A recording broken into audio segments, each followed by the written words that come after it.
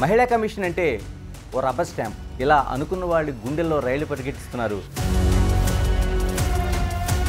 ఈ నోటీసులు ఏంటి, ఈ ఆకస్మిక తనిఖీలేంటి? కేటీఆర్ అంటే మీకు అంత కోపం ఎందుకు? మీ సగం క్వశ్చన్ని నేను అసలు మీరు సీరియస్గా తీసుకున్న విషయాల్లో హాస్టల్స్ ఒకటి. అంతకన్నా ఎక్కువగా పదజాలము వాడడం తెలియదు కాబట్టి మనుషుల పశువుల దగ్గర ఆగిపోయింది. సినిమాలోనూ నృత్యాలు వాళ్ళు చేస్తున్న స్టెప్పులపై మీరు చాలా సీరియస్గా తీసుకున్నారు. సూచన ఇవ్వడం జరిగింది కమిషన్ తరఫున. బాస్ అనేవాడు చెప్పింది చెయ్యకపోతే తనకి జీవితం లేదు, ఏం చెప్తారు? కేర్ఫుల్గా అండ్ చాలా సీరియస్గా తీసుకోవాల్సినటువంటి అంశం. నేరెళ్ళ శారద గారు జాతకాలు నమ్ముతారా? ఒక మహిళని తప్పుగా సంబోధిస్తే వాళ్ళు ఎవరు అనేది చూడకుండా కమిషన్ నుండి డెఫినెట్గా నోటీస్ వస్తుందనే మాట మటుకు. రేవంత్ రెడ్డి సీఎంగా కోఆపరేషన్ ఎలా ఉంది, మిగతా సభ్యులు ఎలా? ఎవరు ఏం మాట్లాడకూడదు, శారదమ్మనే ఉమెన్ కమిషన్ చైర్పర్సన్ అనేటువంటి మాట రేవంత్ రెడ్డి గారు చెప్పడం జరిగింది. చాలా వరకు మహిళా కమిషన్స్లో ఇలా వెళ్ళిన వాళ్ళకి భవిష్యత్తు కెరీర్ లేకుండా ఆగిపోయిన చాలా ఘటనలు ఉన్నాయి. ఇవాళ ఏ మంచి చేయాలో ఆ మంచి చేసేసేయాలి. Welcome to Big TV. మహిళా కమిషన్ అంటే ఓ రబ్బర్ స్టాంప్. ఇలా అనుకున్న వాళ్ళ గుండెల్లో రైలు పరిగెట్టిస్తున్నారు మహిళా చైర్పర్సన్ నేరెళ్ళ శారద. మనతో శారద గారు ఉన్నారు. శారద గారు నమస్తే. నమస్కారం అండి. నేను సూటిగా ఒకటి అడగదలుచుకున్నా. మహిళా కమిషన్ చైర్పర్సన్గా క్యాబినెట్ హోదా, ఒక కారు, గన్మెను, ఒక పెద్ద హోదా ఆఫీసు, మీరు సభలకి సమావేశాలకు వెళ్తే సాలువా కప్పి మిమ్మల్ని సన్మానిస్తారు. ఇవన్నీ చూసుకోకుండా ఈ నోటీసులు ఏంటి, ఈ ఆకస్మిక తనిఖీలేంటి, ఏం చెప్తారు దీనికంటే? జనాల్లో ఉండే చాలామందికి అభిప్రాయంతో పాటు నా ప్రశ్న కూడా అదే. ఓకే, దీనికి సమాధానం చెప్పాలి అంటే కారు, గన్మెన్ హోదా ఎవరైనా మెయింటైన్ చేయగలరు. కానీ ఒక అవతల వ్యక్తి యొక్క మనసుని, బాధని ఒక మానవత్వంతో అర్థం చేసుకున్నప్పుడే ఆ హోదాలో కూర్చోవడానికి మనకు అర్హత ఉంటుంది. మన అర్హతని మనం ముందు ప్రశ్నించుకోవాలి. అంతే తప్పించి ఆ హోదాని మనం గనక కారు కోసము, క్యాబినెట్ ర్యాంక్ కోసము, శాల్వాల కోసము, ప్రజల జస్ట్ చప్పట్ల కోసం తీసుకుంటే దానికి ఒక అర్థం ఉండదు అనేది నా అభిప్రాయం. అందుకని చెప్పి ఈ హోదాని హోదాలాగా తీసుకోలేదు, నేను ఒక బాధ్యతలాగా తీసుకున్నాను. బాధ్యతలాగా తీసుకొని ప్రజల్లో ఉన్నటువంటి బాధ ఏంటి, ఈ కమిషన్లో కూర్చున్నప్పుడు, ఆ చైర్లో కూర్చున్నప్పుడు ఆ బాధని నేను ఎలా నివారణ చేయగలను అనే దానిపైన దృష్టి పెట్టాను. కాబట్టి ఈ నోటీసులు ఇవన్నీ నేటిది నోటీసులు లేకపోతే కేసులు, క్షమాపణలు ఏదైతే టోటల్గా ఉండే ఒక సమస్యకు కానీ లేకపోతే చాలా వరకు పాతుకుపోయి ఉన్న విషయాలకు కానీ పరిష్కారం అవుతాయి? 100% అవుతాయండి, డెఫినెట్గా అవుతాయి. ఎందుకు అంటే ఇప్పటి వరకు ఎవరికి కూడా ఏది మాట్లాడినా తప్పు పట్టే వాళ్ళు లేరన్నమాట. ఏదైనా మాట్లాడవచ్చు, ఎవరిని ఎంతవరకైనా దిగజార్చి మాట్లాడవచ్చు అనే వాళ్లకు మీకంటూ ఒక లిమిటేషన్ అని ఉంటుంది. అవతలి వాళ్ళని సంబోధించేప్పుడు అందులో మహిళల్ని సంబోధించే ముందు ఆ మహిళ ఏ హోదాలో ఉన్నారు, ఏం పని చేస్తున్నారు అనేటువంటి సంబంధం లేకుండా మహిళ అనగానే ఏ రకంగా మీరు సంబోధించాలి, ఏ రకంగా మీరు గౌరవం ఇవ్వాలి అనడానికి ఒక అంటే విధానం ఉంటుంది. అది ఆ విధానాన్ని మరిచి గనక మీరు మాట్లాడితే ఒక నోటీస్ అనేది ఇష్యూ అవుతుందనేది ప్రతి ఒక్కరికి ఆ భయం ఉండాలి. ఓకే, అంటే నేను కొన్ని మీరు నోటీస్ ఇచ్చిన ఘటనలు కావచ్చు, లేకపోతే ప్రజల ముందుకు పెట్టిన ఘటనలు కావచ్చు, కొన్ని మీ ముందు ప్రస్తావించదలుచుకున్నాను. తప్పకుండా. ఫస్ట్ ఎందుకండి కేటీఆర్ అంటే మీకు అంత కోపం ఎందుకు? అంటే చాలామంది చాలా కామెంట్స్ చేస్తుంటారు. ఆయన ఉచిత బస్సుల కోసం ఒక పొలిటికల్ లీడర్గా చాలామంది ఒక కామెంట్స్ ఉంటాయి, వాళ్ళు కామెంట్స్ చేస్తూ ఉంటారు. మీరు దాన్ని ఒక నోటీస్ ఇచ్చారు, దానికి సంజాయిషి పిచ్చుకునేలాగా చేశారు. ఎందుకు అంత కోపం అంటే ఆయన? ముందు మీ సగం క్వశ్చన్ని నేను అసలు యాక్సెప్ట్ చేయను. ఓకే, అక్కడ కేటీఆర్ గారు అనేటువంటి అంశాన్ని చూడలేదు నేను. అక్కడ అంశం ఏం చూశానంటే రికార్డింగ్ డ్యాన్స్లు, బ్రేక్ డ్యాన్స్లు అనేటువంటి ఆ పదాన్ని చూశాను నేను. ఆ పదాన్ని ఒక మహిళ పట్ల వాడవచ్చునా వాడకూడదా అనేటువంటి అంశాన్ని చూసాను తప్పించి అక్కడ కేటీఆర్ గారు అన్నారా లేకపోతే ఇంకెవరన్నా అన్నారా అనేటువంటి విధానం కాదు అక్కడ. ఒకవేళ కేటీఆర్ గారు కాకుండా ఇంకెవరైనా ఆ పదాలు వాడినా వారికి కూడా నోటీస్ ఇచ్చేదాన్ని, వారిని కూడా క్షమాపణ అడిగేవాళ్ళము. అంటే ఇంతకంటే బలమైన వ్యాఖ్యలు, అంటే మహిళలను అంతకంటే అవమానించడానికి వీలు లేని పదాలతో వస్తున్న మనకు సోషల్ మీడియా కావచ్చు, లేకపోతే మిగతా వ్యాఖ్యలు కావచ్చు, మరి వీళ్ళ జోలికి ఎందుకు పోవట్లేదు? లేదు, నేను రాకముందు విషయం నాకు తెలియదు. ఓకే, నేను కమిషన్ చైర్పర్సన్గా వచ్చిన తర్వాత మటుకు అది రాజకీయ నాయకులు కానివ్వండి, లేదంటే ఫిల్మ్ ఇండస్ట్రీకి సంబంధించినటువంటి వాళ్ళు కానివ్వండి, ఈవెన్ బయట మీరు సోషల్ మీడియా అన్నారు, సోషల్ మీడియాకి సంబంధించి నేను ఛార్జ్ తీసుకున్న ఒక 1 month లోపలే కొన్ని గైడ్లైన్స్ ఇష్యూ చేశాము సోషల్ మీడియాలో. ఆ గైడ్లైన్స్ని సర్క్యులేట్ కూడా చేశాము. కాకపోతే జనాలకి ఎలా అవుతుంది అని అంటే, గైడ్లైన్స్ ఇష్యూ చేసినా కానీ ఒక చట్టం వచ్చేంత వరకు భయం అనేది ఉండదు. ఆ చట్టం వచ్చిన తర్వాత కూడా భయపడతారా అనేది ఒక్కొక్క వ్యక్తి యొక్క వ్యక్తిత్వాన్ని బట్టి ఉంటుంది. కాబట్టి సోషల్ మీడియాలో వచ్చినా అది ఎవరు మాట్లాడినా ఒక మహిళని తప్పుగా సంబోధిస్తే తప్పకుండా వాళ్ళు ఎవరు అనేది చూడకుండా కమిషన్ నుండి డెఫినెట్గా నోటీస్ వస్తుందనే మాట మటుకు ఈ సందర్భంగా నేను డెఫినెట్గా చెప్పగలను. ఇంకోటి ఏంటి, మీరు ఇచ్చిన నోటీసులో కావచ్చు, లేకపోతే మిగతా అంశాల్లో కావచ్చు, నేరెళ్ళ శారద గారు జాతకాలు నమ్ముతారా? జాతకాల కన్నా ఎక్కువ నేను మనం ఆలోచించే విధానము, మనం మంచి చేయాలి, ఒకరికి మంచి చేస్తే డెఫినెట్గా అందరికీ మంచి జరుగుతుంది, ఇది నమ్ముతాను తప్పించి జాతకాలు నమ్ముకుంటూ కూర్చోనండి నేను. మరి అలాంటప్పుడు వేణుస్వామి అనే ఒక జాతకాలు చెప్తున్న ఒక వ్యక్తి ధూళిపాల సంబంధించి కానీ నాగ చైతన్య వివాహానికి సంబంధించి కానీ చేసిన వ్యాఖ్యల పట్ల అంత స్పందించాల్సిన అవసరం ఏమొచ్చింది? ఒక నోటీస్ ఇచ్చి ఆయన చివరికి హైకోర్టు చుట్టూ తిరిగి మళ్ళీ మీ దగ్గరికి వచ్చేలా చేసుకున్నారు. అంటే అది మళ్ళీ ఆ విషయానికి వస్తే మీ వ్యక్తిగతంగా మీకు జాతకాలు నమ్మకం ఉండి మీరు ఒక వ్యక్తిని గనక సంప్రదించి మీ గురించి మీ జాతకం చెప్పమని అడిగినప్పుడు it's a different issue. Okay, వాళ్ళు జాతకం చెప్పవచ్చు, మీరు జాతకం చెప్పించుకోవచ్చు. కానీ ఆ వ్యక్తులు మీ దగ్గరికి రాకపోయినా కానీ మీరు జాతకం చెప్పి కోట్లాది మంది చూస్తూ ఉంటారు. ఒక వీడియో మీరు సర్క్యులేట్ చేసినప్పుడు ఆ వీడియోలో వ్యక్తులు కనీసం ఎంగేజ్మెంట్ అవ్వకముందే, పెళ్ళి అవ్వకముందే, కలిసి ఉండకముందే వీరు విడిపోతారు అని మానసికంగా వాళ్ళని మీరు విడిపోతున్నారు అని చెప్తే ఎంత మంచి వ్యక్తులైనా, ఎంత బలమైనటువంటి సంబంధమైనా సరే అరే మనం విడిపోతామా ఒక దశలో అనేటువంటి ఒక భయం అనేది ఉంటుంది. అంతేకాకుండా ఈ ఇష్యూలో చాలామంది వచ్చి కంప్లైంట్ ఇవ్వడం జరిగింది.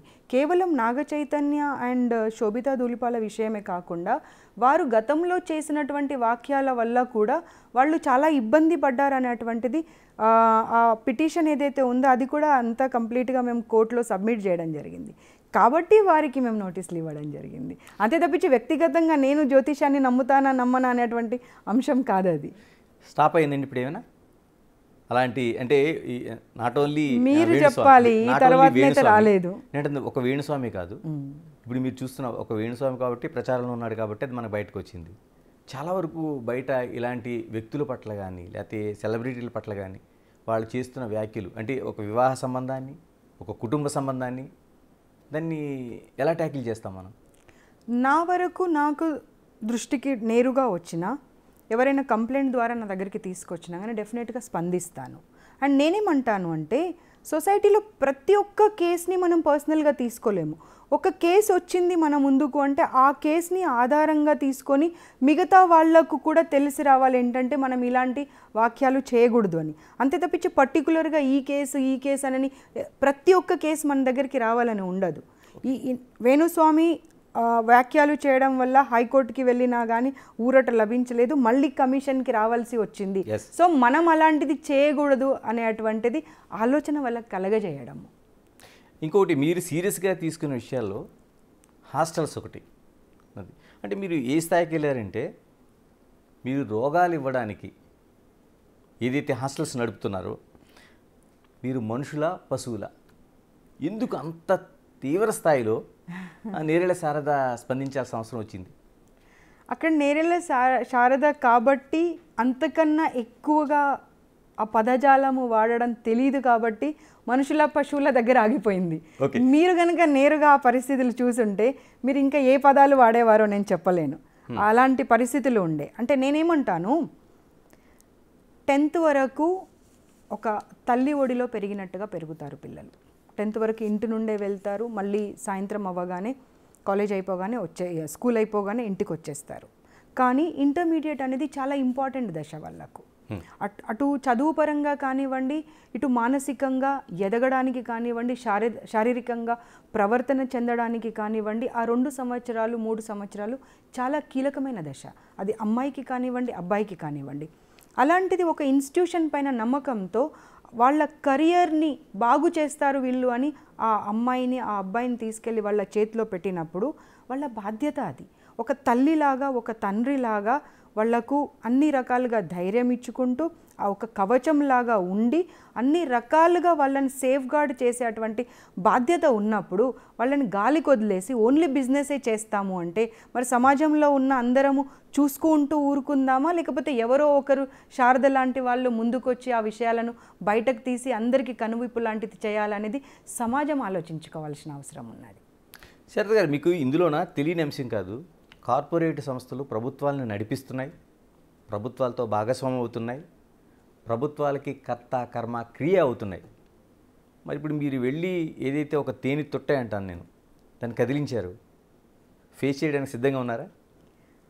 అది వెళ్ళే ముందు కానీ వెళ్ళి వచ్చిన తర్వాత కానీ దాని తర్వాత కాన్సిక్వెన్సెస్ ఏంటి, ఆ పదవిలో నన్ను ఉంచారా, ఆ పదవి నుండి తొలగిస్తారా, లేకపోతే ఇంకా ఇతరత్ర నాకేమన్నా కాల్స్ చేసి బెదిరిస్తారా, భయపెడతారా అనేది నేను ఆలోచించలేదు.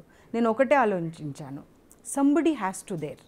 ఆ పిల్లలకు మేమున్నాము అనే ఒక నమ్మకాన్ని కలిగించే వాళ్ళు, ఒక ధైర్యాన్ని ఇచ్చేవాళ్ళు, మేమున్నాము అనేటువంటి ఒక స్టేజ్, ఒక ప్లాట్ఫామ్, ఒక డోర్ కావాలి వాళ్ళకు. ఆ డోర్ కానివ్వండి, ఆ ప్లాట్ఫామ్ కానివ్వండి, నేను అవ్వాలి అనేటువంటి ఆలోచనతో చేశాను. ఎందుకంటే ఇప్పుడే చెప్పాను నేను మీకు, అది ఆ అడోలసెంట్ ఏజ్ అనేది, ఆ దశ అనేది ఎంత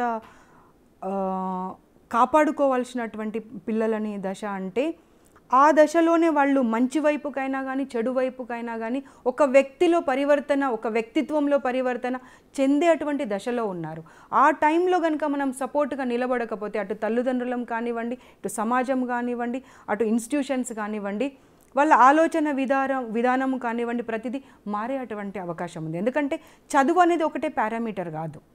చదువుతో పాటుగా ఒక వ్యక్తిగా ఎదగడానికి, ఒక సొసైటీని మీరు ఏ దృష్టితో చూస్తున్నారు అని ఆ మార్పు చెందడానికి ప్రతిదానికి అది సంబంధించినటువంటిది, అది రిలేటెడ్ అవుతుంది. కాబట్టి డెఫినెట్గా స్టూడెంట్స్ ఇష్యూ వచ్చినప్పుడు ఈ చైర్లో ఉన్నా లేకపోయినా కానీ నేరెళ్ళ శారద అనే వ్యక్తి స్టూడెంట్స్ కోసం డెఫినెట్గా నిలబడుతుంది. అంటే ప్రైవేట్ సంస్థలు లేకపోతే అధికారులు లేకపోతే మిగతా కావచ్చు, అదే మీ పార్టీ అయితే ఎలా చర్యలు తీసుకుంటారు? అది ఆ స్వాతంత్రం ఉందా? డెఫినెట్గా అండి. నేను వ్యక్తి ఎవరు అనేది చూడనండి. ఆ వ్యక్తి మాట్లాడుతున్నటువంటి దుర్భాష గనక ఆడితే అది పార్టీకి సంబంధించిన వాళ్ళ, దేనికి సంబంధించిన వాళ్ళ అనేది మాకు అవసరం లేదు. ఒక మహిళ అక్కడ, ఆ మహిళ గౌరవాన్ని కాపాడేటువంటి బాధ్యతను తీసుకున్నాం. కాబట్టి అది ఏ పార్టీకి సంబంధించిన వాళ్ళు లేకపోతే ఏ హోదాలో సంబంధించిన వాళ్ళు అనేది అసలు దాని గురించి ఆలోచన కూడా చేయము. నోటీస్ అనేది సర్వ్ అవుతుంది, వాళ్ళు రావాల్సిందే. ఇంకొకసారి ఇలాంటి భాష మాట్లాడకూడదు అనేటువంటి ఆలోచన రావాల్సిందే 100%.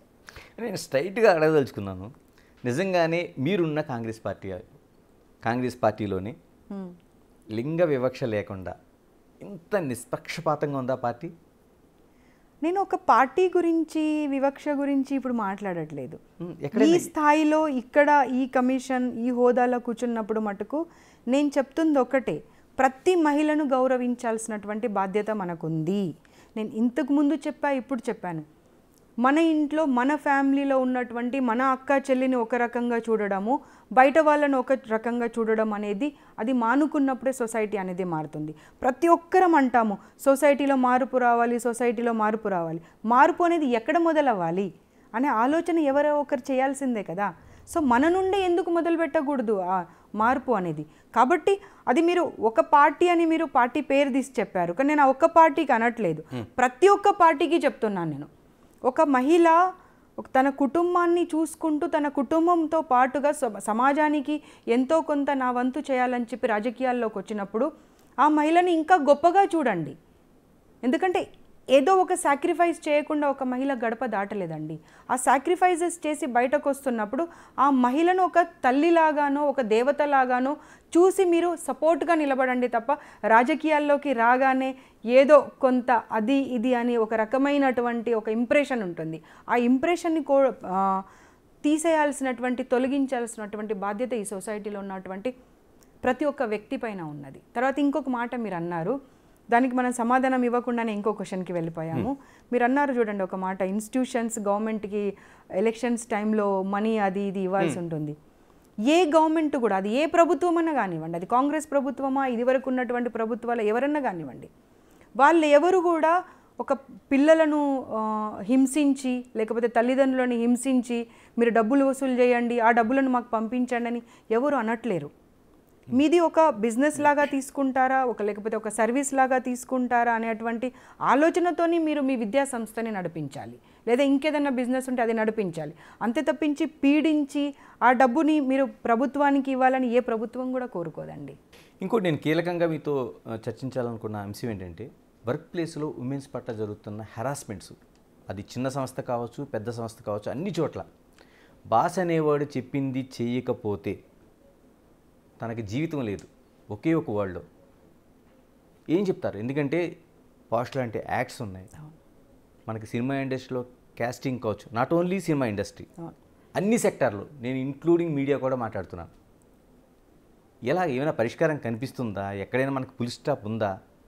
అట్లీస్ట్ భయం ఉందా? ఒక డొమెస్టిక్ మేడ్ నుండి మొదలు పెట్టుకొని ఉన్నతమైన స్థాయిలో పనిచేస్తున్నటువంటి మహిళకు కూడా ఈ మీరు చెప్పినటువంటి బాధ అనేది తప్పడం లేదు. ఓకే, కానీ చాలా వరకు మహిళలకు పాష్ యాక్ట్ అనేది ఒకటి ఉంది అనేటువంటి విషయమే తెలియదు. ఆ విషయం తెలీదు. దాంట్లో కొన్ని కమిటీస్ ఉంటాయి, ఇంటర్నల్ కమిటీ అని ఒకటి, లోకల్ కమిటీ అని 2 కమిటీస్ ఉంటాయి. సో ఆ ఇంటర్నల్ కమిటీ వేశారా వేయలేదా అనేటువంటి విషయాన్ని ఇప్పటికి చాలాసార్లు నేను లెటర్స్ పంపించడం జరిగింది, కానీ ఇంతవరకు సమాధానం రాలేదు. అండ్ ఇంటర్నల్ కమిటీ చేసినప్పుడు కూడా ఏమవుతుంది అంటే మళ్ళీ ఆ సంస్థకి సంబంధించినటువంటి వాళ్ళే ఆ ఇంటర్నల్ కమిటీలో ఉంటారు. ఖచ్చితంగా కదా. సో ఆ సంస్థలో పనిచేస్తున్నటువంటి ఒక మహిళ తనకు ప్రాబ్లం వచ్చినప్పుడు ఆ ఇంటర్నల్ కమిటీ ముందే కనుక వెళ్తే, అరే మా సంస్థకి సంబంధించినటువంటి గౌరవాన్ని కాపాడడం కోసం ఈ విషయాన్ని బయటకు తీసుకువెళ్లకుండా ఉండాలి అని చెప్పి ఆ మహిళ నోరు మూయించుతున్నారు తప్పించి ఆ మహిళకు న్యాయం జరగాలన్నటువంటి ఆలోచన ఎంతమంది చేస్తున్నారు? ఒక పర్సెంటేజ్ రూపంలో నాకు చెప్పండి. అప్పుడు ఒక మహిళ ఇంటర్నల్ కమిటీకి చెప్పినా నా పరువే పోతుంది, లేదంటే మళ్ళీ ఇంకా కొంచెం నా పైన ఒత్తిడి అనేది వస్తుంది, ఇంకా హ్యూమిలియేషన్ వస్తుంది అని భయంతో ఇంటర్నల్ కమిటీకి చెప్పకుండా ఉంటున్నారు తప్పించి చెప్పాలి, న్యాయం పొందాలన్నటువంటి ఆలోచన చేయడం లేదు. ఎందుకంటే అది ప్రమోషన్లోనో ఇంక్రిమెంట్లేనో ఏదో ఒక దగ్గర మళ్ళీ కక్ష సాధింపు అనేది ఉంటుంది. కాబట్టి ఎంతమంది అసలు ఇంటర్నల్ కమిటీ అనేది, లోకల్ కమిటీ అనేది ఉంది, ఒక పాష్ యాక్ట్ అనేది ఉంది అనేటువంటి విషయం తెలుసు అనేది ఒక అంశం అయితే, ఆ కమిటీకి వెళ్ళాలి, ఫిర్యాదు ఇవ్వాలి, వాళ్ళు న్యాయం చేస్తారనే నమ్మకం ఎంతమందికి ఉంది? ఒకవేళ చదువుకున్న వాళ్ళు ఉన్నారు, కొన్ని ప్లేసెస్లో ఇంటర్నల్ కమిటీ అనేది డెఫినెట్గా పెట్టాలి కాబట్టి నోటీస్ బోర్డు మీద పెడుతున్నారు, కానీ అది ఫంక్షన్ ఎన్ని చోట్ల అవుతుంది అనే అంశాన్ని కూడా మనం చూడాలి. సో ఇవన్నీ పరిగణలోకి తీసుకుంటేనే అసలు పాష్ యాక్ట్ అనేది ప్రాపర్గా ఇంప్లిమెంట్ అవుతుందా అవ్వట్లేదా అనేటువంటి విషయం తెలుస్తుంది. పాష్ యాక్ట్ని మనము సింపుల్గా తీసుకుంటే కుదరదండి, అది చాలా చాలా అంటే కేర్ఫుల్గా అండ్ చాలా సీరియస్గా తీసుకోవాల్సినటువంటి అంశము. ఓకే, నేను చైర్పర్సన్ అయిన తర్వాత పాష్ యాక్ట్ గురించి ఒక ప్రెస్ మీట్ పెట్టాను జానీ మాస్టర్ ఇష్యూ వచ్చినప్పుడు. అప్పటి వరకు చాలా వరకు అసలు ఈ ఒక యాక్ట్ ఉంది, వీళ్ళ దగ్గరికి వెళ్ళి మేము కంప్లైంట్ చేయొచ్చు అనే విషయం కూడా వాళ్ళకి తెలియదంట. నేను నిజంగా సర్ప్రైజ్ అయ్యాను. కొంతమంది ఇప్పుడు నేను వచ్చాక చాలా కేసెస్ వచ్చాయి నాకు. మల్టీనేషనల్ కంపెనీస్ వాళ్ళు కూడా చాలామంది లేడీస్ అప్రోచ్ అవుతున్నారు, కానీ అమ్మ ప్లీజ్ మా పేరు బయటకు చెప్పకండి అని భయపడుతున్నారండి, వాళ్ళ పేరు కూడా బయట పెట్టడానికి. యాక్ట్లోనే ఆ రహస్యం ఉన్నట్టుంది కదా. ఉంది, బట్ మనం ఆ సీఈఓని కానివ్వండి ఎవరినైనా పిలిచి ఎంక్వైరీ చేయాలి అంటే ఆ ఇష్యూ గురించి డిస్కస్ చేయాల్సిన అవసరం ఉంది కదా. కానీ పాపం వాళ్ళు భయపడుతున్నారు, ఎందుకంటే వాళ్ళు మళ్ళీ నెక్స్ట్ ఫ్యూచర్లో వీళ్ళతో పాటు కూర్చొని పనిచేయాలి, వీళ్ళతో పాటే కలిసి పనిచేయాలి. ఆ కలిసి పనిచేసే తరుణంలో నువ్వు మా పైన కంప్లైంట్ ఇస్తావా అనే కక్ష సాధింపు జరిగితే ఆ లేడీ పరిస్థితి ఏమవ్వాలి? సో ఇలాంటి పరిస్థితే లేకుండా చూసుకునేటువంటి బాధ్యత సొసైటీ పైన లేదా? ఒక సాక్రిఫైస్ చేసి ఒక ఫ్యామిలీని ఒక కంట చూసుకుంటూ ఆ ఫ్యామిలీ కోసమే తపన పడుకుంటూ బయటకు వచ్చి పనిచేస్తున్నప్పుడు సొసైటీది ఎంత బాధ్యత ఉంటుంది? ఆ లేడీని, ఆ తల్లిని కాపాడుకోవాల్సింది. ఏం చేయగలదు సొసైటీ? ప్రభుత్వాలే ఏమీ చేయకుండా మీరు చెప్తున్న POSH prevention of sexual harassment act ఉంది ఎట్ వర్క్ ప్లేస్. ప్రభుత్వాలు దాన్ని సీరియస్గా తీసుకోకపోతే సొసైటీ ఏం చేస్తుంది? ఆ కుటుంబం ఏం చేస్తుంది? వ్యక్తిగా ఉండే ఉమెన్ ఏం చేయగలుగుతుంది? ప్రభుత్వాలు చేయట్లేరు అంటే నేను ఒప్పుకోనండి. ప్రభుత్వాలు అది సీరియస్ తీసుకోవాలి కాబట్టి యాక్ట్ని తీసుకొచ్చారు కదా. ఆ యాక్ట్ ఇంప్లిమెంటేషన్ అనేది ఎవరు చేయాలి? మళ్ళీ ఆ సంస్థలు చేయాలి. అక్కడ లోకల్గా ఉన్నటువంటి కలెక్టర్ గారు చేయాలి. సో ఆ లోకల్గా ఉన్న కలెక్టర్ గారు 3 నెలలకు ఒకసారి ఒక మీటింగ్ పెట్టడము, అది ఇంప్లిమెంట్ అవుతుందా లేదా, ఎన్ని కేసెస్ వచ్చాయి, ఎన్ని రిజాల్వ్ అయ్యాయి, ఎందువల్ల వచ్చాయి, వీటన్నింటినీ ఎవ్రీ 3 మంత్స్కి ఒక మీటింగ్ జరిగినప్పుడే పాష్ యాక్ట్ ఉన్నది అనేది జరుగుతుంది. పాష్ యాక్ట్లో మనం ఒకటే అనుకుంటాం ఏంటంటే జస్ట్ వర్క్ ప్లేస్లో ఏదన్నా హెరాస్మెంట్ ఏ రకమైనదైనా కావచ్చు, అది కూడా ఆలోచించాలి మనం. అది may be physical harassment, it might be psychological harassment, it might be like అసలు టాయిలెట్స్ లేనటువంటి ప్లేసెస్ బోలెడు ఉన్నాయండి. అవును, నేను ఒక షాపింగ్ మాల్కి వెళ్ళాను. షాపింగ్ మాల్కి వెళ్తే అక్కడ ఒక 25 to 30 విమెన్ వర్క్ చేస్తున్నారు ఒక బ్రాండ్ షోరూంలో. కనీసం టాయిలెట్స్ లేవండి. వాళ్ళు టాయిలెట్ వెళ్ళాలి అంటే పక్క బిల్డింగ్లో ఉన్నటువంటి టాయిలెట్కి వెళ్ళి రావాలి. సో జస్ట్ ఇమాజిన్ అండి, వీళ్ళు కస్టమర్స్ ఉన్నప్పుడు వాళ్ళని పక్క బిల్డింగ్లోకి వెళ్ళి రెస్ట్ రూమ్స్ యూజ్ చేసుకొని వచ్చేంత సమయం ఇస్తారా? సో అప్పుడు దాని మీద యాక్షన్ తీసుకోవాలి అంటే హైదరాబాద్లో వేళ్ళ మీద కాదు, మనము ఎన్ని నంబర్స్లలో రాస్తే అప్పుడు అన్ని వర్క్ ప్లేసెస్లో అట్లీస్ట్ వాష్రూమ్స్ అనేవి వాళ్ళకు మనము ప్రొవైడ్ చేయగలిగాము. అంటే ఈ యాక్ట్ని సీరియస్గా కనుక తీసుకుంటే half of the stalls will be closed by tomorrow. నేనేమంటానంటే పోనీ మీరు చెప్తున్న యాక్ట్ కంటే కొంచెం ముందుకు వస్తే ఒక బిల్డింగ్లోన నిర్మాణం చేసేటప్పుడే ఎన్ని టాయిలెట్స్ ఉండాలి, ఎంతమంది ఉంటారు, దానికి వాహనాలు ఎన్ని ఉంటాయి, జనాభా ఎంత ఉంటుంది, ఫైర్ ఎక్విప్మెంట్ ఏంటి, ఇన్ని ఉన్నాయి కదా. మరి అక్కడ అంత వైలేషన్ అంటే ముందు బేసిక్గానే జరుగుతుంది కదా. మీరు యాక్ట్ వరకు వచ్చారు, మరి జిహెచ్ఎంసీ లాంటి సంస్థలు పర్మిషన్ ఇచ్చేటప్పుడు ఏం చేస్తున్నాయి? దాన్ని పర్యవేక్షణ, నియంత్రణ ఇన్ని ఉన్నాయి కదా. అదే అంటున్నా నేను. ఈ కమిటీస్ అనేవి కానివ్వండి, పర్మిషన్స్ అనేవి కానివ్వండి, వాళ్ళు ఇచ్చేటప్పుడు ఇవన్నీ ఉన్నాయా లేదా చూసుకొని గనక ఇస్తే ఒక మహిళను కాపాడిన వాళ్ళు అవుతాము. కానీ ఆ టెంపరీ టైం కోసము ఇప్పుడైతే కానిచ్చేద్దాము, మా బాధ్యత తర్వాత ఏముంటుంది, ఇప్పుడు ఇచ్చే వరకు నాదేమన్నా బెనిఫిట్ ఉంటే నేను చూసుకుంటానులే, ఫ్రాంక్గా చెప్తున్నాను, బ్లంట్గా చెప్తున్నాను, నా బెనిఫిట్ నేను చూసుకుంటే సరిపోతుందిలే అని పర్మిషన్స్ ఇవ్వడం వల్ల ఇలాంటి పరిస్థితులు ఎదురవుతున్నాయి మనకు. ఎన్ఓసి ఇచ్చే ముందు, ఫైర్ ఎన్ఓసి ఇచ్చే ముందు ఎంతమంది చూసుకుంటున్నారు, ఎన్ని బిల్డింగ్స్కి ఎన్ఓసి ఇవ్వచ్చు ఇవ్వరాదని. అలాంటివి కనుక మనం ఇప్పుడు డీటెయిల్స్ ఇస్తే ఎన్ని బిల్డింగ్స్ అసలు ఆపరేట్ చేయడానికి అనుకూలంగా లేకుండా ఉంటాయి. విద్యా సంస్థలు ఉన్నాయి, విద్యా సంస్థలకి ఎన్నింటికి ఎన్ఓసీలు అంటే ఇవ్వడానికి అవకాశం లేని వాటికి కూడా ఇచ్చారో నా టేబుల్ పైన ఉన్నాయి వల్ల. నేను టోటల్ డీటెయిల్స్ తీసుకున్నాను. ప్రతి ఇన్స్టిట్యూట్కి హైజీన్ ఫుడ్ సప్లై చేస్తున్నారా లేదా, బిల్డింగ్కి ఎన్ఓసి ఉందా లేదా, అసలు ఎలాంటి పర్మిషన్స్ ఎలా ఇచ్చారు, లేదా 10th క్లాస్ వరకే ఉన్నటువంటి వాటికి ఇంటర్మీడియట్ బోర్డ్ ఆఫ్ ఎగ్జామినేషన్ వల్ల పర్మిషన్స్ ఉన్నాయా రన్ చేయడానికి, లేదా స్పెషల్ క్లాసెస్ రన్ చేయడానికి పర్మిషన్స్ ఉన్నాయా లేదా, total details are there on my పెట్టుకున్నారు. ఏం చేయబోతున్నారు? డెఫినెట్గా will take an action. CM గారితో మాట్లాడడం జరిగింది. సీఎం గారు డెఫినెట్గా మీరు చేస్తున్నటువంటిది ఏదైతే ఉందో పిల్లలకు మంచి జరిగేటువంటిది ఉంది, మీ వెనకాల నేనున్నాను, నేను మీకు సపోర్ట్ చేస్తాను, యు గో హెడ్ అని చెప్పారు. సో ఇప్పుడు ఎగ్జామ్స్ టైం తర్వాత హాలిడేస్ టైము, ఈ ఎగ్జామ్స్ తర్వాత హాలిడేస్ పీరియడ్లో కనుక వాళ్ళు సర్దుకుంటే సరే, సర్దుకోలేదనుకోండి మళ్ళీ కాలేజెస్ స్టార్ట్ అవుతాయి. కాలేజెస్ స్టార్ట్ అయిన తర్వాత మళ్ళీ శారదమ్మ వెళ్తుంది అక్కడికి, అంతే కదా. నేను మళ్ళీ ఒక్కసారి వెనక్కి వస్తాను. ఏదైతే మీరు పాష్ యాక్ట్ ఉందో, లేకపోతే కాస్టింగ్ కౌచ్ లాంటి ఒక భూతాలు ఉన్నాయో, వచ్చే కంప్లైంట్సే మీకు 100లోనో ఒక్కటి కంప్లైంట్ వస్తుంది, అంటే 1% మాత్రమే మీకు బయటపడుతుంది. మరి జానీ మాస్టర్ లాంటి కేసులు చూసిన తర్వాత మీ ముందుకు వచ్చి బాధితురాలు చెప్పిన తర్వాత ఇప్పటివరకు ఏమైందో తెలియదు, శూన్యం. ఆ కేసు ఏమైంది, న్యాయం జరిగిందా, ఎవరిది తప్పు ఎవరిది ఒప్పు, నిజంగా జానీ మాస్టర్ని ఇరికించారా లేకపోతే ఆ అమ్మాయే ఇబ్బంది పడిందా, ఎవరికి తెలియదు. అంటే కొన్ని ఎలా ఉంటాయంటే ఓన్లీ కమిషన్కే వచ్చిన కేసెస్ అనుకోండి, మేము రిజాల్వ్ చేయగలుగుతున్నాం చాలా వాటిని. కానీ కమిషన్తో పాటుగా మీరు పోలీస్ని అప్రోచ్ అయినప్పుడు, కోర్ట్ని అప్రోచ్ అయినప్పుడు మాకు కొన్ని లిమిటేషన్స్ ఉంటాయి. కేవలం మా పరిధిలోనే మేము పని చేయగలుగుతాము. శ్రేష్ఠ వచ్చి వెళ్ళిన తర్వాత నేను పాష్ యాక్ట్ గురించి ఒక ప్రెస్ మీట్ కన్వీన్ చేయడం జరిగింది. సో దాని కింద కొంతమంది క్వశ్చన్ కూడా చేశారు, ఏంటంటే మీరు ఏం యాక్షన్ తీసుకున్నారని. వారందరికీ కూడా నేను సమాధానం చెప్పదలుచుకున్నాను. మా పరిధిలో ఉన్న వాటికి డెఫినెట్గా మేము సమాధానం చెప్పడానికి, యాక్షన్ తీసుకోవడానికి అవకాశం ఉంటుంది. కానీ ఎప్పుడైతే పోలీస్ స్టేషన్లో కేసు ఉంటుందో లేదా కోర్టులో కేసు ఉంటుందో మాకు లిమిటేషన్స్ ఉంటాయి.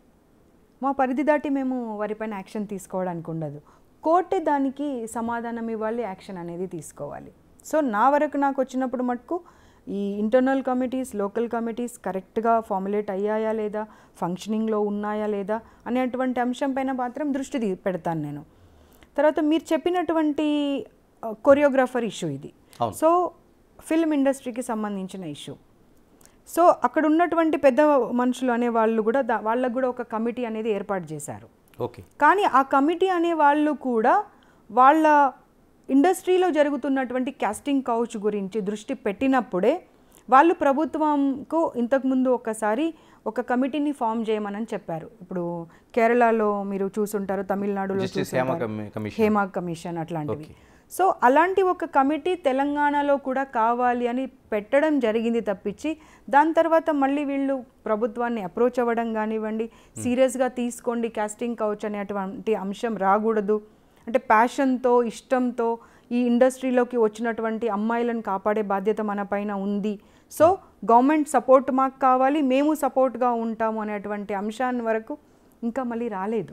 వచ్చి ఉంటే డెఫినెట్గా హేమా కమిటీ లాంటి కమిటీ తెలంగాణలో కూడా వస్తుంది. ప్రతి అమ్మాయిని చూసుకునేటువంటి బాధ్యత కమిటీ అండ్ గవర్నమెంట్ రెండు తీసుకుంటాయి. ఓకే. ఇలాగ సినిమా ఇండస్ట్రీ ప్రస్తావన వచ్చింది కాబట్టి మీరు తీసుకున్న వాటి అత్యంత కీలకమైంది సినిమాలోన నృత్యాలు, డ్యాన్సులు. ఎలాగా సాహిత్యం మాట పక్కన పెడితే వాళ్ళు చేస్తున్న స్టెప్పులపైన మీరు చాలా సీరియస్గా తీసుకున్నారు. ఎక్కడి వరకు వచ్చిందండి ఆ డాన్స్, ఎక్కడి వరకు ప్రయాణించింది? ఒక సూచన ఇవ్వడం జరిగింది కమిషన్ తరఫున. ఏంటంటే ఇంతకుముందు చెప్పినట్టుగా, ఇంతకుముందు ఏంటంటే ఎవరు యాక్షన్ తీసుకునే వాళ్ళు లేరు. సో మాకేం నోటీసులు రాదు, మేము ఏం చేసినా చెల్లుతుంది అన్నటువంటి ఆలోచన చేశారు అప్పుడు. కానీ ఇవాళ మేము ఏమంటామంటే, మీరు ఒక పాట కొరియోగ్రఫీ చేసే ముందు కానివ్వండి, ఒక పాట రాసే ముందు కానివ్వండి, బాగా ఆచితూచి రాయండి. ఎందుకంటే మనం ఇప్పుడు ఇవాళ ఏమి ఇస్తామో నెక్స్ట్ జనరేషన్ అదే క్యారీ ఫార్వర్డ్ అవుతుంది. సో ఆ నెక్స్ట్ జనరేషన్ని మనం కాపాడుకోవాలి అంటే మనం ఆహ్లాదకరమైనటువంటి వాతావరణంలో మన ఫ్యామిలీతో కూర్చొని ఒక థియేటర్కి వెళ్ళి ఒక మూవీ చూడాలన్నా, లేదా ఇంట్లో కూర్చొని ఒక పాటనో ఒక మూవీనో చూడాలన్నా కానీ మనం అందరం కూర్చొని చూసే విధంగా ఉండాలి తప్పించి, ఒక సాంగ్ రాగానే మన పిల్లల కళ్ళు మూసే విధంగానో, లేకపోతే మనమే లేచి అక్కడి నుండి కిచెన్లోకో బాత్రూంలోకో వెళ్ళినట్టుగా చేసే విధంగానో ఉంటే అలాంటి పాటలు మనకు అవసరమా? అలాంటి మూవీస్ మనకు అవసరమా? లేదంటే అలాంటి టీవీ షోస్ వస్తున్నాయి కొన్ని, ఆ టీవీ షోస్ మనకు అవసరమా అనే ఆలోచన ప్రతి ఒక్కరు చేయాలి.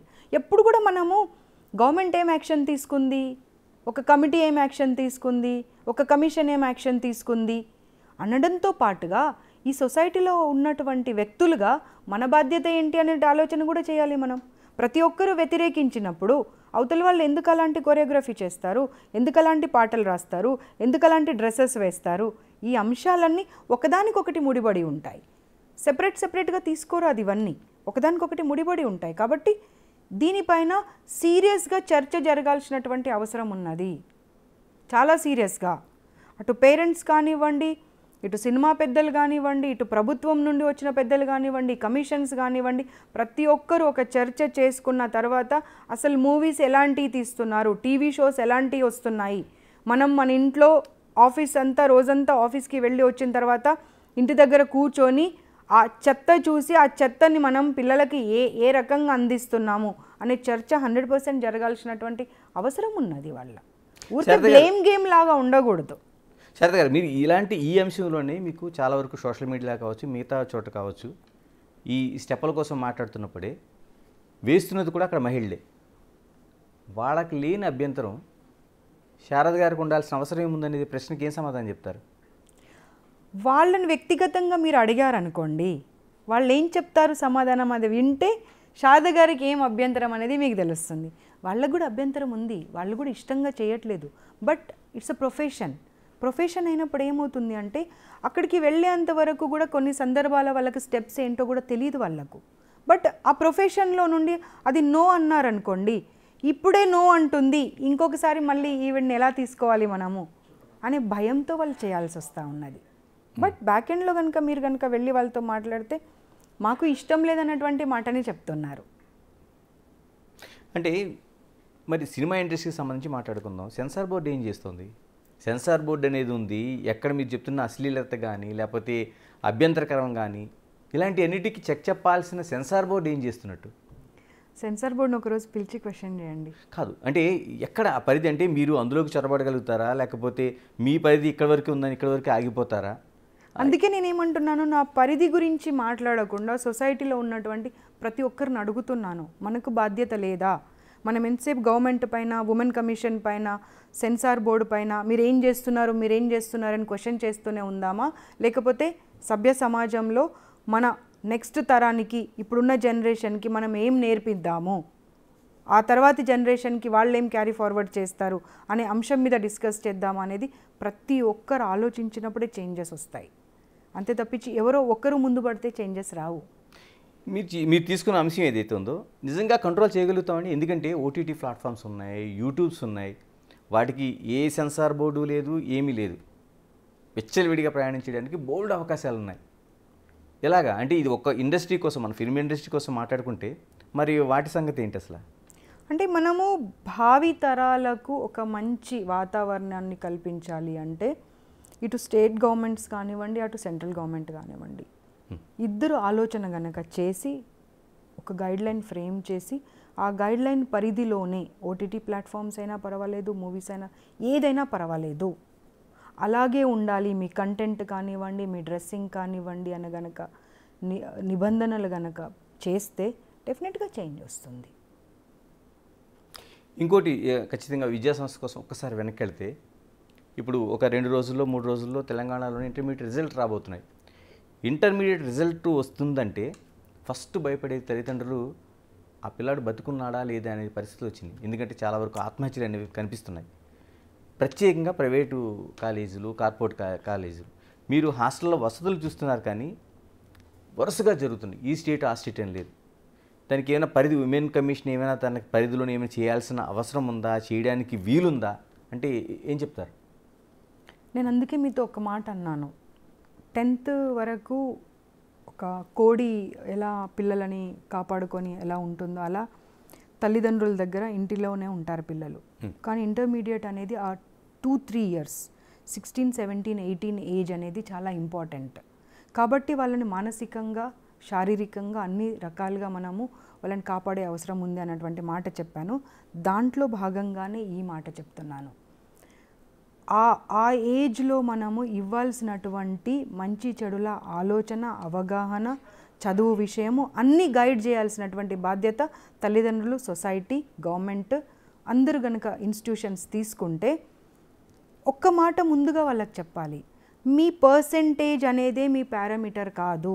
అక్కడ వచ్చిన తర్వాతనే మీ భవిష్యత్ అనేది ఆగిపోదు. ప్రతి ఒక్కరికి ఒక్కొక్క డిఫరెంట్ టాలెంట్ ఉంటుంది. మీరు ఆ టాలెంట్లో రాణించే విధంగా మీ లైఫ్ని చక్కదిద్దుకోవాలి తప్పించి మీకు ఇవాళ 45% వచ్చిందా లేకపోతే 95 వచ్చిందా అనేటువంటి అంశం కాదు. హౌ యు ఆర్ గ్రోయింగ్, ఒక పర్సన్గా మీరు ఎలా ఎదగగలుగుతున్నారు, లేదా మన బిడ్డని మనం ఒక పర్సన్గా ఎలా సొసైటీలో అన్నీ నేర్పించి నిలబెట్టగలుగుతున్నాం అనేది ఒక కొలమానం కావాలి తప్పించి పర్సంటేజ్ ఎంత వచ్చింది అని మీరు మీ పిల్లలది పర్సంటేజ్ బయట చెప్పడమో, అవతల పిల్లల పర్సంటేజ్లు మీరు అడగడమో అది మానేయాలి ఇప్పటికైనా కానీ మనము. ఎందుకంటే మనం ఎంతోమంది బిజినెస్ మెన్లను చూసాము. స్కూల్ డేస్ కాలేజ్ డేస్కి కనుక వెళ్తే వాళ్ళు 95% లేదా 99% హోల్డర్స్ కాదు, 35% వాళ్ళు ఉన్నారు, లేదనంటే అసలు చాలా సబ్జెక్ట్స్ పోయిన వాళ్ళు ఉన్నారు. కాబట్టి ఇవాళ ప్రతి తల్లిదండ్రి ఇంటర్మీడియట్ ఎగ్జామ్స్ని మీరు మంచి ప్రశ్న అడిగారు.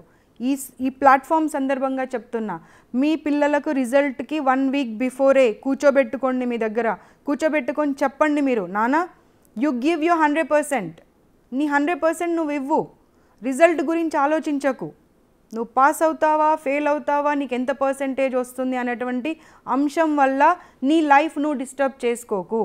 నీకు పర్సనల్ ఇంట్రెస్ట్ దేంట్లో ఉంది, అది నీకు వ్యక్తిగతంగా ఎలా దోహదపడుతుంది, ఒక వ్యక్తిగా ఎదగడానికి కానివ్వండి, ఒక ప్రొఫెషన్ తీసుకోవడానికి కానివ్వండి, మేమున్నాము నీకు, నీ వెన్నంటే నేను నిలబెట్టడానికి అనేటువంటి మీరు ధైర్యాన్ని ఇవ్వండి.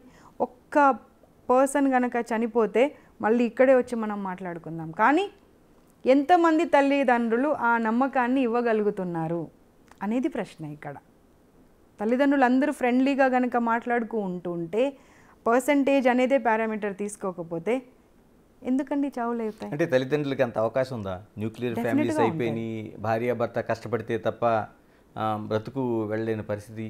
మీరు చెప్తున్నది నిజంగా ఒక ఉమ్మడి కుటుంబమో లేకపోతే ఇలాంటి కుటుంబాల్లో అంతకుముందు జరిగేది. ఒకసారి చేసి చూడండి, ఒకసారి చేసి ప్రయోగం చేయండి. ఒకసారి జస్ట్ అన్నాను కదా నేను ఇప్పుడు, అందుకే ఈ రోజు నుండే మొదలు పెట్టండి. రిజల్ట్ రోజు వరకు మీ పిల్లల్ని కూర్చోబెట్టుకొని మాట్లాడుతూ ఉండండి. తల్లిదండ్రులు నమ్మకం ఇవ్వండి. You are not a failure if you are not getting pass marks or you are not getting 95 marks. You are not a failure. Just think about your ambition, your passion, which profession you want to. అట్లా ఆలోచించాలి తప్పించి దీనికి అంటే 99% వస్తేనే నేను సొసైటీలో తలెత్తుకొని తిరగగలను. లేదంటే చాలామంది పేరెంట్స్కి ఇంకొకటి అవుతుందండి, రిజల్ట్ రాగానే ఒకరికొకరికి ఫోన్లు చేసుకుంటారు. మీ పిల్లోడికి ఎంత పర్సెంటేజ్, మీ పిల్లోడికి ఎంత, అరే వాళ్ళ ముందు నా తలవంపు చేసావు, వీళ్ళ ముందు నా అరే ఎవరు ముందు తలవంపు నీకు ఎందుకమ్మా? నీ ఇప్పుడు మీరేమన్నారు, బిజీ సొసైటీలో పిల్లలకు తల్లిదండ్రులు టైం ఇవ్వలేకపోతే, అరే అల్టిమేట్గా మనం సంపాదించుతుంది ఎవరి కోసం? మన పిల్లల కోసమే కదా. సో ధనరూపకంగా ఇస్తారా, లేకపోతే కూర్చోబెట్టుకొని ధైర్యాన్ని నింపుతారా, ఒక మంచి వ్యక్తిగా అన్ని విషయాలు మీరు చర్చించుకుంటారా? అది కూడా ఒక రకమైనటువంటి ధనము కన్నా మించినదండి. సో మీ టైం ఇవ్వండి ముందు పిల్లలకు. ఓకే, ఒక ఈ అంశంలో ఒక ప్రపోజల్ పెట్టాను నేను స్టేట్ గవర్నమెంట్ దగ్గర. WCD women and child welfare minister గారికి చర్చించాను. తర్వాత సీఎం గారితో చర్చించితే సీఎం గారు ఎంత ఇష్టపడ్డారంటే ఆ ప్రపోజల్ని, యూనియన్ గవర్నమెంట్ నుండి అది పాస్ అయ్యి రావాలి. ఇమ్మీడియట్గా తన లెటర్ ప్యాడ్ పైన శారదమ్మ ఇమ్మీడియట్గా పంపించేసేయండి అని చెప్పి పంపించడం జరిగింది. దాంట్లో నేను ఒకటే అడుగుతున్నాను, ఇదివరకంటే ఇంటర్మీడియట్కి వచ్చిన తర్వాత పిల్లలతో కూర్చొని మాట్లాడాల్సిన అవసరం ఉండేది, కానీ ఇవాళ మీరు మీ 5th స్టాండర్డ్ పిల్లలతోనే కూర్చొని మాట్లాడేటువంటి అవసరం ఉన్నది. They need a guide. As a parent you want to guide them, or as a psychologist you want to guide them, as a doctor you want to guide them, it's up to you. But డెఫినెట్గా ఒక guide అనేవాళ్ళు, ఒక మంచి స్నేహితులాగా ఉండేటువంటి guide అనేవాళ్ళు వాళ్ళకు కావాలి.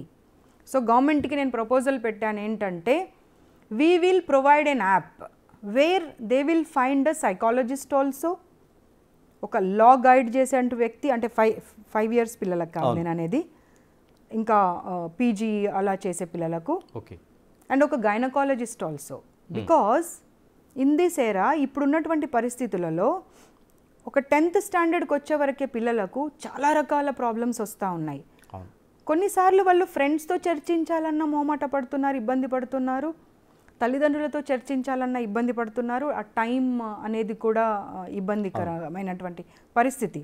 So నేను ఏమంటానప్పుడు, they no need to tell their name, వాళ్ళ వేర్ అబౌట్స్, వాళ్ళ ఏమి డిస్క్లోజ్ చేయాల్సినటువంటి అవసరం లేదు. స్ట్రైట్గా డాక్టర్ అవైలబుల్ ఉంటారు, వారిని ప్రశ్న అడిగితే ఆ ప్రశ్నకి సమాధానం ఇస్తారు. అట్లీస్ట్ ఆ టైంకి ఒకవేళ అదే పెద్ద సమస్య అనుకున్న వాళ్ళు, సూసైడ్ వైపు ఆలోచన చేసేవాళ్ళు సూసైడ్ చేసుకోరండి లైఫ్లో. ఒక గైడ్, ఒక మంచి ఫ్రెండ్, ఒక మంచి గైడ్ గనక ప్రతి ఒక్కరి లైఫ్లో ఉంటే ఏ వ్యక్తి కూడా సూసైడ్ అనేటువంటి ఆలోచన కూడా చేసుకోరు. సో అట్లాంటిది ఒక ప్రపోజల్ పెట్టాను. బహుశా నాకు తెలిసి కొంత సమయంలోనే ఆ ప్రపోజల్ కనుక వాళ్ళు వెళ్ళి WCD మినిస్టర్ గారిని కూడా కలిసి రావడం జరిగింది. ఓకే. తర్వాత హోమ్ మినిస్టర్ గారిని కూడా కలిసి రావడం జరిగింది. అండ్ ఐ టెల్ యూ, ఇండియాలో ఎప్పుడు ఇంతవరకు ఏ కమిషన్ కూడా ఇలాంటి ఆలోచన చేయలేదు. And they appreciated a lot. చాలా అప్రిషియేట్ చేశారు. అమ్మ అసలు ఇలాంటి థాట్ వచ్చినందుకు we seriously appreciate you as a commission chairperson. ఇంతగా మీరు పిల్లల గురించి ఆలోచిస్తున్నారా? సో ఇక్కడ మీరు తెలంగాణలో కాంగ్రెస్కి సంబంధించిన ప్రభుత్వమా, అక్కడ సంబంధించిన కమిషనా అనేది చూడము. ఒక మంచి ప్రపోజల్తో వచ్చారు కాబట్టి ఆ ప్రపోజల్ని హానర్ చేస్తాము. దీన్ని ఇక్కడ ఒకవేళ తెలంగాణలో కనుక ఇంప్లిమెంట్ అవుతే మిగతా స్టేట్స్లలో కూడా మేము చేయడానికి ప్రయత్నిస్తామనేటువంటి మాట చెప్పడం జరిగింది. శారద గారు, మీరు దగ్గరగా వచ్చి 10 నెలల కాలం అయింది అనుకుంటా. జూలై 17th ఒక 10 నెలల కాలం గడుస్తుంది. నిజంగా మీరు టేకప్ చేసిన అంశాలు కావచ్చు, మిమ్మల్ని ఫస్ట్ కంగ్రాచులేట్ చేయాలి. ఎందుకంటే మీకు ఆ శుభాకాంక్షలు చెప్పాలి. ఎందుకంటే చాలా అంశాలని ముందు ఆ వేదిక పైకి బయటికి తీసుకొచ్చి చెప్పగలిగారు. అంటే వీటిలో కూడా చాలా లూప్ హోల్స్ కనిపిస్తున్నాయి. ఎలా అంటే ఇవి ఏమైనా పూర్తిగా ఈ 5 ఏళ్ల కాలం కావచ్చు, లేకపోతే కొనసాగించేలా ఉంటుందా, లేకపోతే అక్కడితో ఆగిపోతాయా? ఎందుకంటే చాలా అంశాలకి మనకి ఎక్కడో చోట పరిష్కారం కావాలి. కానీ మహిళా కమిషన్ సంబంధించి మీరు ఒక దూరం వెళ్ళి ఆగిపోయే పరిస్థితి వస్తుంది. ఇప్పుడు మీకు చేస్తున్న పాష్ యాక్ట్ కావచ్చు, మిగతాయి కావచ్చు, ఇవన్నీ ఆ లూప్ హోల్స్ని ఏమైనా సరి చేసుకోవడానికి ఏమైనా అవకాశం ఉందా? మొన్న లాస్ట్ వీక్ ఒక 4 days మీటింగ్ జరిగిందండి. నేషనల్ కమిషన్ ఫర్ ఉమెన్ వాళ్ళు అన్ని స్టేట్ కమిషన్ని పిలుచుకొని అయోధ్యలో 3 days కాన్ఫరెన్స్ జరిగింది. అక్కడ మీ అంశాన్ని లేవనెత్తాం మేము. I was the first person to speak about the posh act in that meeting also. నేను అక్కడ ఒకటే మాట చెప్పాను, మీరు పాష్ యాక్ట్ని ప్రాపర్గా ఇంప్లిమెంట్ చేయాలనుకుంటే, నిజంగా మహిళలకు అండగా నిలబడాలనుకుంటే you make some changes. Okay. And you give the responsibility to, అంటే డైరెక్ట్ రెస్పాన్సిబిలిటీ ఉండే విధంగా కమిషన్ని మీరు చేంజెస్ తీసుకొస్తే తప్పించి దానికి సార్థకత అనేది ఉండదు. ఇంటర్నల్ కమిటీ, లోకల్ కమిటీ మీరు వదిలేశారనుకోండి, పాష్ యాక్ట్ ఉన్నా ఒకటే అవుతుంది, లేకపోయినా ఒకటే అవుతుంది అనేటువంటి అంశాన్ని చెప్పడం జరిగింది. నేషనల్ చైర్పర్సన్ గారు అది విని సానుకూలంగా స్పందించడం జరిగింది. కాబట్టి ఓకే. సో డెఫినెట్గా వాళ్ళు నాకు తెలిసి మళ్ళీ నెక్స్ట్ మంత్ లేదా తర్వాత మంత్ ఏదో ఒక సందర్భంలో మా అందరినీ మళ్ళీ పిలుచుకొని మాట్లాడతారు. నేను అంశం ముందు పెట్టగానే మిగతా కమిషన్ చైర్పర్సన్స్ కూడా ఏకీభవించడం జరిగింది. మ్యామ్ ఇది ఉన్నా లేకపోయినా ఒకటే అనేటువంటి మాట కూడా చెప్పడం జరిగింది. ఓకే, ఒక్కసారి నేషనల్ దగ్గర నుంచి మీ ఆఫీస్ దగ్గరికి వద్దాం. అంటే శారద గారు ఒక చోటకి ఆకస్మిక తనిఖీకి వెళ్తున్నారంటే వాళ్ళకి ముందు బాగా తెలుస్తుందంట అక్కడ ఎవరైతే ఉన్నారో వాళ్ళకి.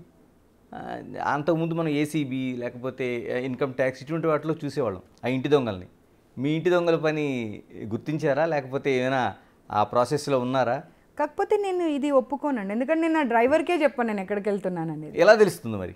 నాకు తెలియదు, మరి మీకు అలా చెప్పారా? మీరు లాస్ట్ టైం వెళ్ళేటప్పుడు మీరు వెళ్ళే టైంకే అక్కడ వాళ్ళు గేట్లు వేసి ఒక ఇన్స్టిట్యూషన్లోన వాళ్ళు అక్కడ ఏదైతే మీరు వెళ్ళదలుచుకున్నారో అన్నీ క్లీన్ చేసే పని మీరే చూసారు. నేను 2 ఇన్స్టిట్యూషన్స్కి వెళ్ళినప్పుడు, అంటే మిగతా చాలా వెళ్ళాను, బిగినింగ్ది చెప్తున్నాను. నేను కార్లో కూర్చొని డ్రైవర్కి ఇటు వెళ్ళు అటు వెళ్ళు అటు వెళ్ళు అటు వెళ్ళు అనుకుంటూ నేను ఆ ప్లేస్కి తీసుకెళ్ళాను తప్పించి నేరుగా ఈ ప్లేస్కి వెళ్ళమని చెప్పని కూడా చెప్పలేదు నేను.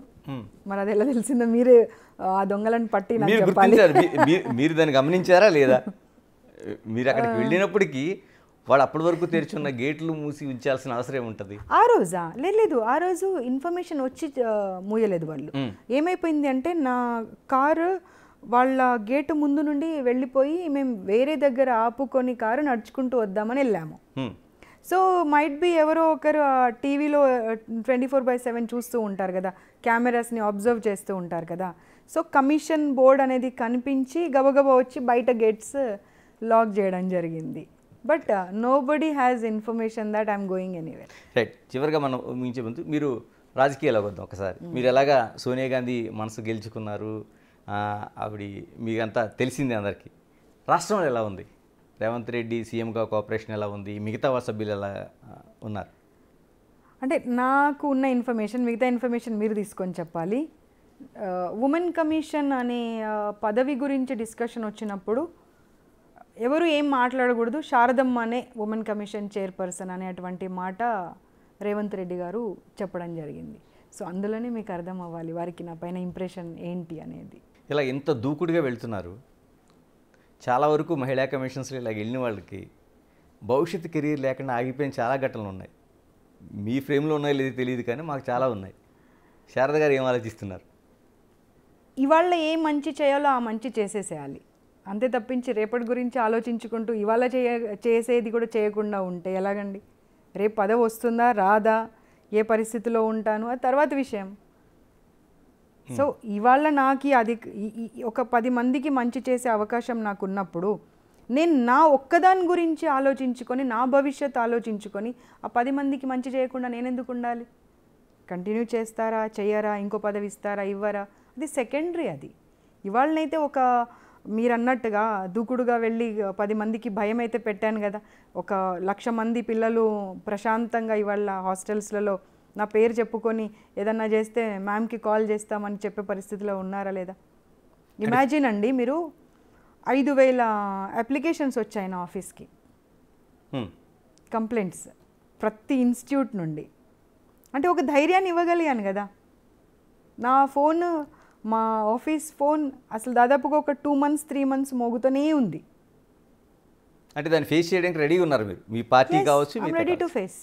అంటే నా ఒక నిర్ణయం వల్ల లక్షల మందికి మంచి జరుగుతుంది అన్నప్పుడు, నా ఒక్కదానికే నష్టం జరుగుతుంది అన్నప్పుడు I'm ready to face it. అంటే మన సైకాలజీ ఎలా ఉంటుందంటే, ఝాన్సీ లక్ష్మీబాయి లేకపోతే సరోజిని నాయుడు పక్కింట్లో ఉంటే బాగుంటుంది, మన ఇంట్లో ఉండదు కదా. లేదండి, నా ఆలోచన అలాగే ఉంటుంది. నా ఒక్కదానికి నష్టం జరుగుతుంది ఇక్కడ, కానీ లక్షల మందికి మంచి జరుగుతుంది కదా. జెడ్పీటీసీగా చేశారు, తర్వాత ఎథిక్స్ కమిటీలో చేశారు, ఇప్పుడు మహిళా చైర్పర్సన్గా ఉన్నారు.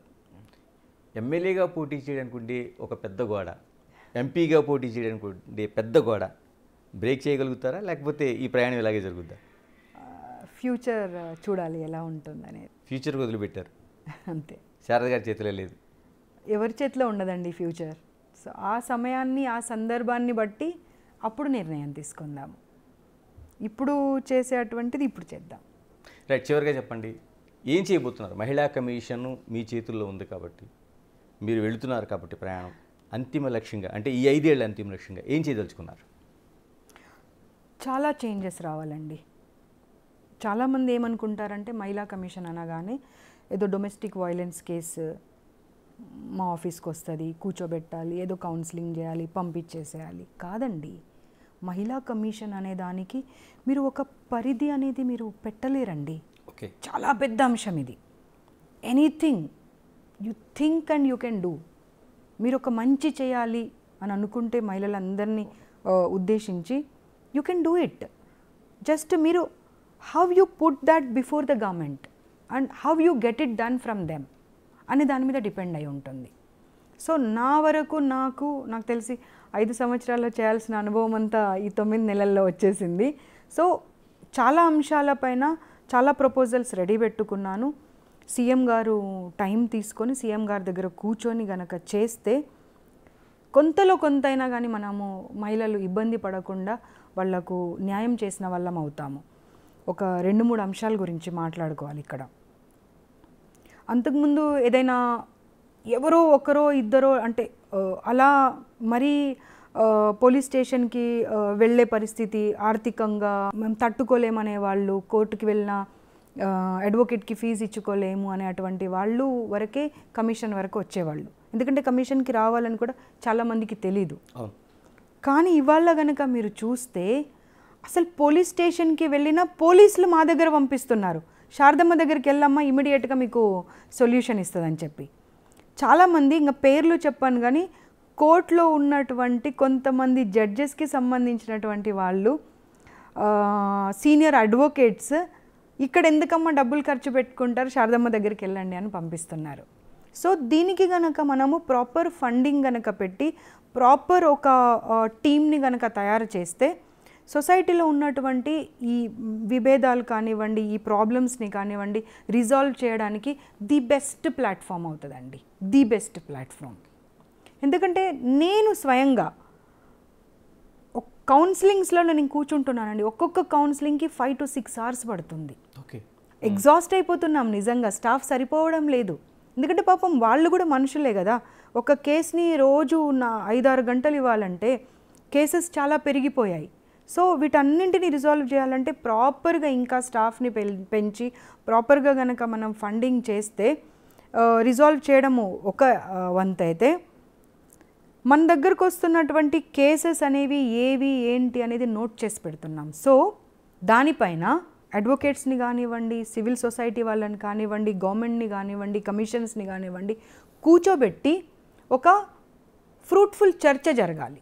ఆ చర్చ జరిగిన తర్వాత ఈ కేసెస్ ఎందుకు సొసైటీలో పెరుగుతున్నాయి, దీనికి కారణాలేంటి అనే దానిపైన కూడా చర్చ జరగాలి.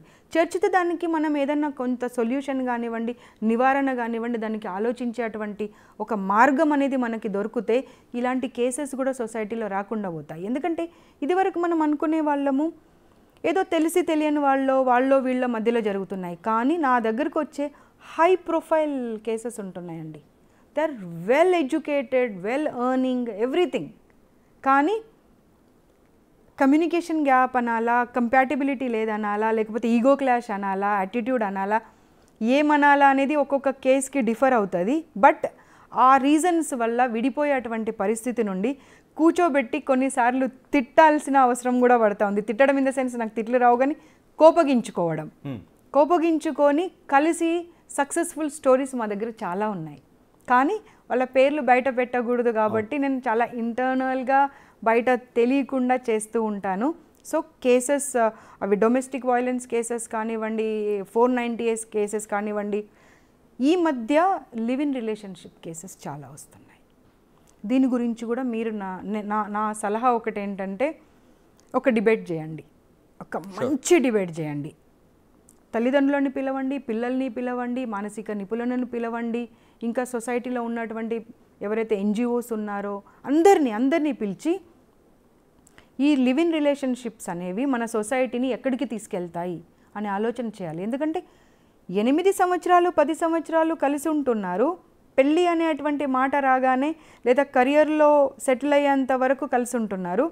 ఇక కెరియర్లో సెటిల్ అవ్వగానే నువ్వు వద్దింగా నేను ఇంకొకరిని చూస్ చేసుకుంటానని వెళ్ళిపోతున్నారు. అంటే సుప్రీంకోర్టే దానికి ఒక రూటు ఓకే అని చెప్పిన తర్వాత మనం ఏం చేయగలుగుతాం?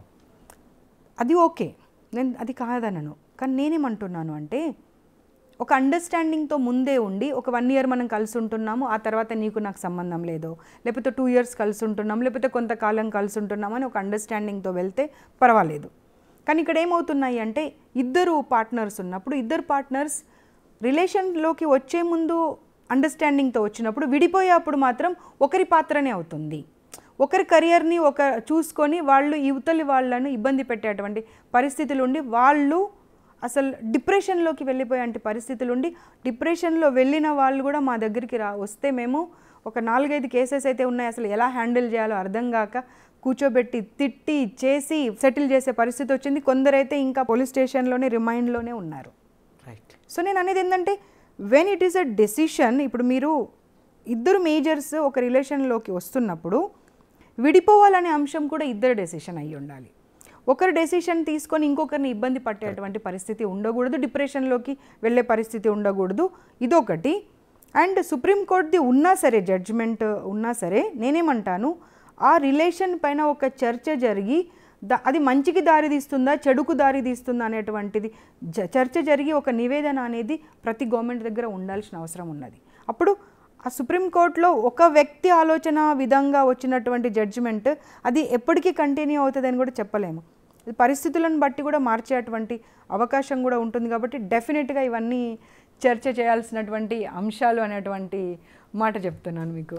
Thank you very much Sharada గారు. ఇది టోటల్గా మహిళా కమిషన్ పరిధి అనేది అది 1-2 అనేది ఒక పారామీటర్స్ పెట్టాల్సిన అవసరం లేదు. సొసైటీలో జరుగుతున్న అనేక ప్రాబ్లమ్స్ కావచ్చు, వస్తున్న సమస్యలు కావచ్చు, వాటన్నిటికీ కూడా ఇంప్లిమెంట్ చేసుకోవడానికి ఉంది. ఇప్పటికే చాలా వాటికి పరిష్కారం దొరుకుతుంది. దీనికి ఇంకా కొంత సమన్వయం, సమాజం తోడ్పాటు ఉంటే దీన్ని ఖచ్చితంగా ఆ లక్ష్యాలు చేరుకునే అవకాశం ఉంటుందనేది మహిళా కమిషన్ చైర్పర్సన్ శారద గారి అభిప్రాయం. Keep watching Big TV. This is Ganesh.